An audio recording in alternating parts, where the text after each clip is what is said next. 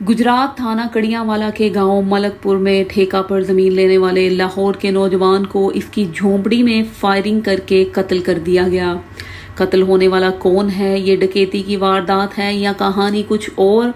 मलकपुर में कत्ल का ये अफसोसनाक वाकया पेश आया है। लाहौर का रिहायशी नौजवान मोहम्मद सलीम को खेत में लगाई गई इसकी झोंपड़ी में फायरिंग करके कत्ल कर दिया गया।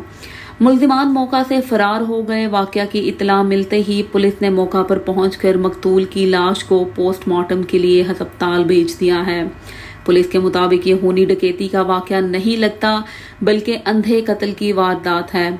मोहम्मद सलीम ने लाहौर से गुजरात आकर गांव मलकपुर में जमीन ठेका पर ले रखी थी, जिसे नामालूम मुल्जिमान ने गोलियां मारकर कत्ल किया है, जिसका मुकदमा थाना कड़ियांवाला पुलिस ने मकतूल के साले मोहम्मद इकबाल सकना छांगा मांगा की मदियत में नामालूम मुल्जिमान के खिलाफ मुकदमा दर्ज कर लिया गया। गांव गरेरा में मासूम बच्चे अली असगर के कत्ल और मलकपुर में जमींदार सलीम के अंधे कत्ल की कड़ियां भी आपस में मिलाई जा रही हैं। दोनों अंधे कत्लों को ट्रेस और मुल्जिमान की गिरफ्तारी के लिए पुलिस की खसूसी टीमें तश्कील दे दी गई हैं।